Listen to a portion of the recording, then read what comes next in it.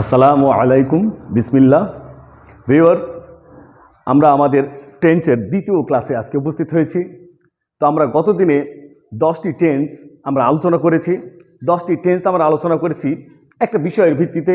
সেটা আপনারা জানেন যে 10টা টেন্স আমরা আলোচনা করেছি সেই 10টা টেন্সে সাবজেক্টের পরে হেল্পিং ভার্ব ছিল, তারপরে মূল ভার্ব ছিল।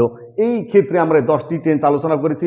বাকি দুটা টেন্স আছে, এখানে পাস্ট ইনডিফিনিট বা সিম্পল পাস্ট আমরা দেখাচ্ছি। আজকে আমরা আলোচনা করব পাস্ট ইনডিফিনিট বা সিম্পল পাস্ট। এর ভিতরের বেশ কিছু কাহিনী রয়েছে, এর ভিতরের আরও কিছু ব্যাপার রয়েছে, সেগুলো আমরা আপনাদের কাছে ক্লিয়ার করার চেষ্টা করবো ইনশাল্লাহ। তাহলে আজকে আমরা শুরু করছি আমাদের সিম্পল পাস্ট বা পাস্ট ইনডিফিনিট টেন্সের আলোচনা। তো এখানে দেখা যাচ্ছে স্ট্রাকচার অ্যাফার্মেটিভ সেন্টেন্সে subject plus V2 plus object অথবা কমপ্লিমেন্ট।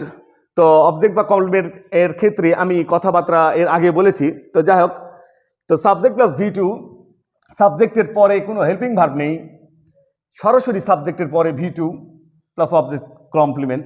এরপর আমরা যেটা এখানে দেখাতে যাচ্ছি, আমরা একটা উদাহরণ এখানে দিয়েছি যে এখানে সাবজেক্টের পরে একটি ভার্ব ওয়েন্ট। তো গো যেটার প্রেজেন্ট ফর্ম, তার পাস্ট ফর্ম হচ্ছে went. Go, went, gone. I went to school. এখানে যেটা বলা হয়েছে সাবজেক্টের পরে V2, আমরা জানি গো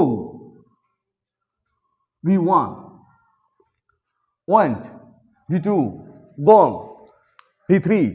তো এখন এই জায়গায় আমরা যেটা দেখতে পাচ্ছি সেটা এরকম, সাবজেক্টের পরে V2, গো এর পাস্ট ফর্ম ওয়েন্ট। তাহলে সাবজেক্টের পরে মূল ভার্ব পাস্ট ফর্ম যদি থাকি তাহলে আমরা সেটাকে ধরে নেব সিম্পল পাস্ট বা পাস্ট ইনডিফিনিট। এক্ষেত্রে কনফিউশন কিছু ব্যাপার রয়েছে, কনফিউজড কিছু সেন্টেন্স রয়েছে, যেগুলা অনেক পরীক্ষায় বা অনেক চাকরির পরীক্ষায় বা বিসিএস সহ অনেক ধরনের চাকরির পরীক্ষা বা অ্যাডমিশনে এসে থাকে আইডেন্টিফিকেশন অফ টেন্সের ক্ষেত্রে। এক্ষেত্রে আমরা একটা উদাহরণ এখানে দিব।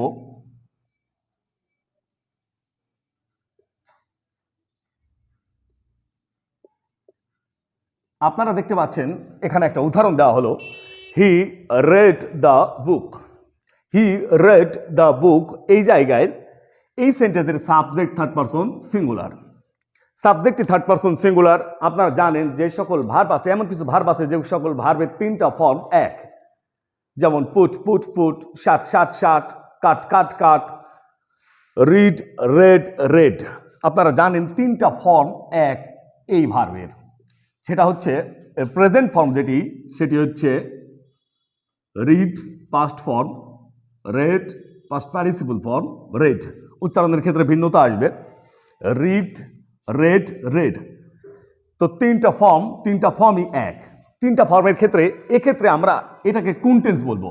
সাবজেক্টের যখন এখানে subject third person singular, subject যখন থার্ড পারসন সিঙ্গুলার, সাবজেক্টের পরে এটা যদি V1 হতো তাহলে প্রেজেন্ট ইনডিফিনিট টেন্সের আইন অনুযায়ী তাহলে এখানে রিড উচ্চারণ হতো এবং রিডের সাথে এখানে এস যুক্ত থাকতো।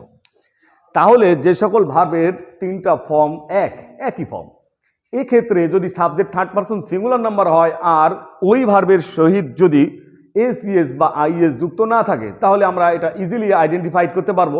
আমাদের আইডেন্টিফিকেশনটা হবে এটা, যেটা পাস্ট ইনডিফিনিট বা সিম্পল পাস্ট টেন্স। তো তাহলে এটা একটা জিনিস আমরা এখানে ক্লিয়ার হব, যে সকল ভার্বের 3টা ফর্ম এক, এই সকল ভার্বগুলো অবশ্যই মুখস্থ রাখতে হবে, খুব সুন্দর করে মুখস্থ রাখতে হবে, আয়ত্তে রাখতে হবে, তাহলে এটা নিয়ে কনফিউশন হবে না। তবে আরেকটা কথা বলি, এখানে যদি সাবজেক্ট থার্ড পারসন সিঙ্গুলার না হয়ে সাবজেক্ট ফার্স্ট পারসন হতো, সেকেন্ড পারসন হতো বা থার্ড পারসন প্লুরাল হতো, তাহলে আমরা কি ভাবতাম? যদি এটা কোনো প্যাসেজের মধ্যে থাকে, প্যাসেজটা যদি অতীত হয় তাহলে আমরা সেটাকে পাস্ট ইনডিফিনিট হিসেবে গণ্য করতে পারি। আর যদি প্যাসেজ প্রেজেন্টের হয় তাহলে সেটাকে আমরা প্রেজেন্ট ইনডিফিনিট হিসাবে গণ্য করতে পারি। তবে কোনো ক্ষেত্রে বা কোনো কারণে সিঙ্গেল সেন্টেন্স যদি হয় তাহলে এটাকে আমরা পাস্ট ইনডিফিনিটও বলতে পারি, প্রেজেন্ট ইনডিফিনিট টেন্সও বলতে পারি। কখন আমরা এই ধরনের কথা বলতে পারি? যখন সাবজেক্টটা থার্ড পারসন সিঙ্গুলার না, অন্য পারসন, তখন। এরপর আমরা চলে যাব নেগেটিভ স্ট্রাকচারে। নেগেটিভ স্ট্রাকচারে যেটা দেখানো হচ্ছে এখানে সাবজেক্টের পরে helping verb did plus not plus V1। এখানে V1 আমরা এখানে একটা জিনিস আপনাদের সামনে ক্লিয়ার করব, আপনাদের কাছে ক্লিয়ার করবো। সেটা হচ্ছে এরকম যে আপনারা জানেন একটি সিম্পল সেন্টেন্সে একটি ভার্বই শুধু পাস্ট ফর্ম থাকবে, দ্বিতীয় ভার্ব পাস্ট ফর্ম হবে না। তাহলে একটি ভার্ব পাস্ট ফর্ম থাকবে, অপর ভার্বটি পাস্ট ফর্ম হবে না। তাহলে এখানে যেটা দেখা যাচ্ছে, এখানে ডিড একটা ভার্ব, গো আরেকটা ভার্ব। ডিড, ডু থেকে ডিড হয়, ডু ডিড ডান। তো ডু থেকে ডিড, ডিড এখানে পাস্ট ফর্ম আছে, ভি টু আছে, তাই এখানে গো আর ভি টু হবে না। এটা অবশ্যই মনে রাখতে হবে, যারা টেন্সে নতুন তাদের ক্ষেত্রে এই ধরনের ভুল হওয়াটা খুবই স্বাভাবিক। তো একটি সিম্পল সেন্টেন্সে দুটি ভার্ব পাস্ট ফর্ম হবে না। তাহলে ডিড এখানে থাকার কারণে মূল ভার্বটা আর ওয়েন্টে নেই, মূল ভার্বটা প্রেজেন্ট ফর্মে ফেরত গিয়েছে, গো।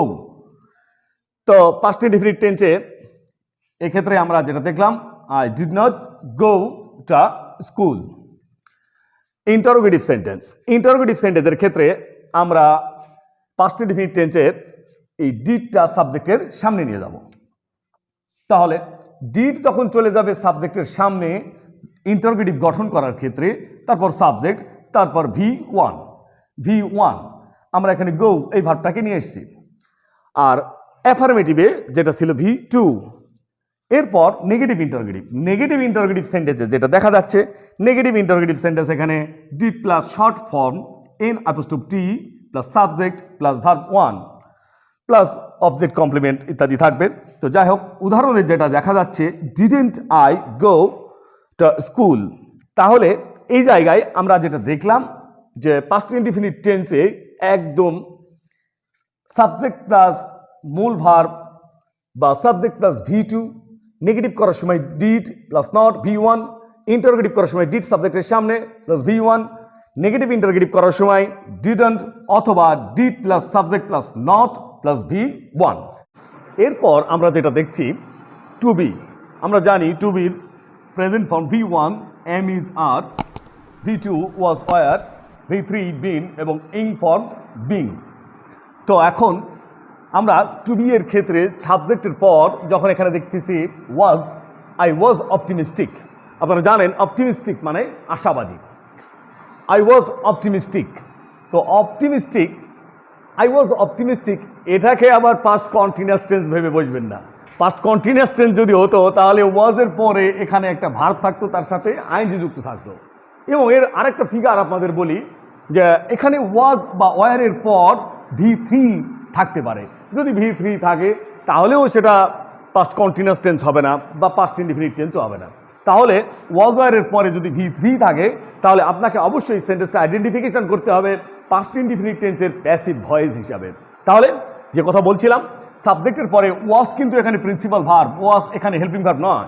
তাহলে পাস্ট কন্টিনিউয়াস টেন্স ভাবার ক্ষেত্রে এটার একটা বড় বাধা হচ্ছে পাস্ট কন্টিনিউয়াস টেন্স। অবশ্যই এটা আপনি ভাবতে পারেন না, ওয়াজ যদি পাস্ট কন্টিনিউয়াস হতো তাহলে ওয়াজ হেল্পিং ভার্ব হতো, এরপরে একটা ভার্ব থাকতো, তার সাথে আইএনজি যুক্ত থাকতো।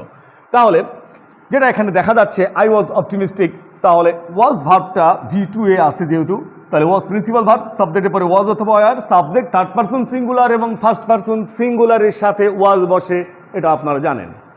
এরপর এই সেন্টেন্সটি অ্যাফার্মেটিভ, একে যদি আমরা নেগেটিভ করি, তাহলে নেগেটিভ যদি করি তাহলে ওয়াজের পরে we have to add not or N apostrophe T, short form N apostrophe T এবং বিস্তারিত ফর্ম যেটা not.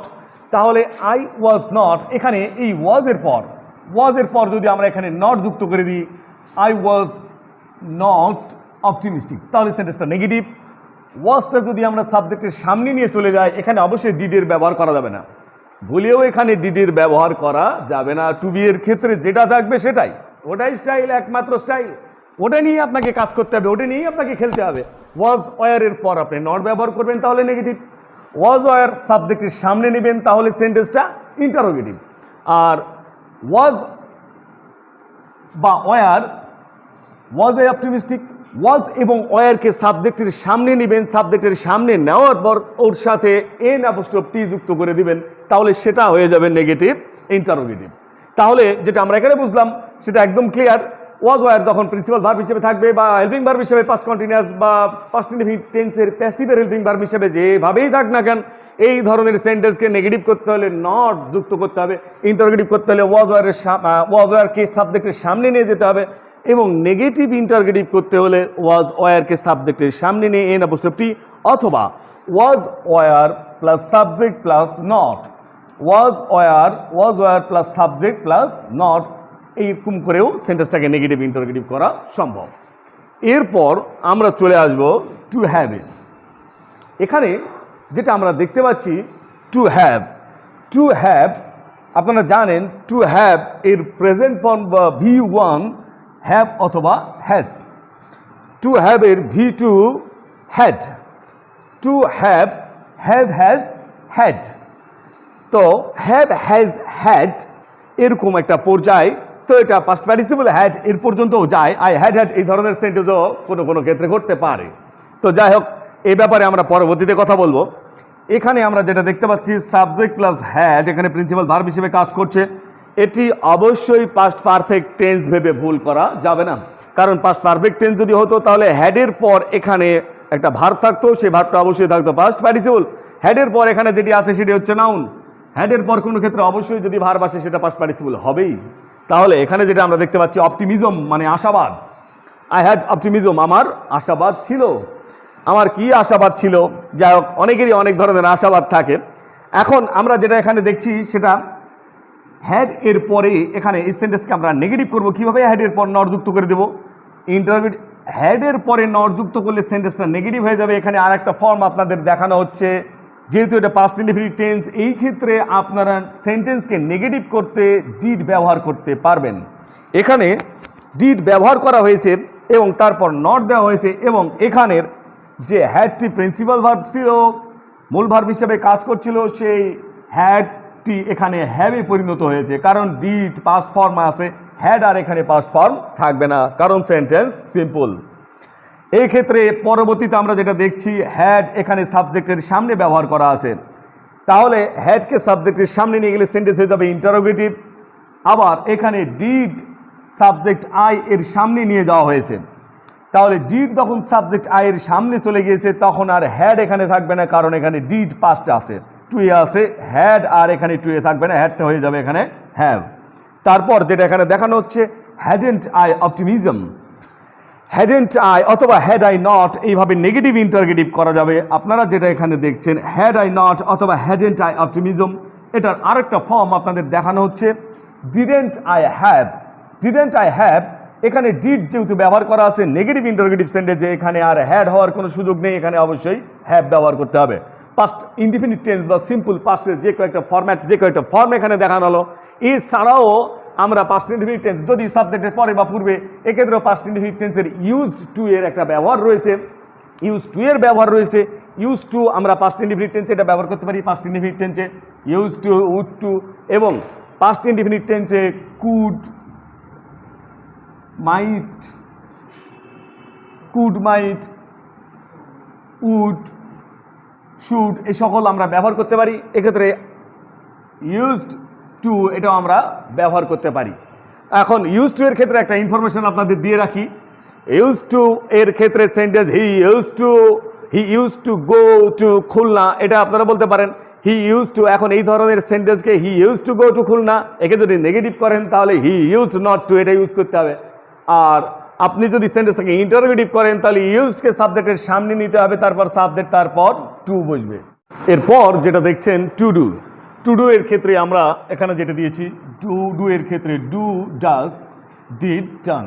Done auxiliary verb, helping verb হিসেবে ব্যবহার হয় না, ডু, ডাজ বা ডিড হেল্পিং ভার্ব হিসেবে ব্যবহৃত হয়। এরপর যেটা দেখছেন to do affirmative sentence, subject plus did principal verb হিসেবে কাজ করছে এখানে।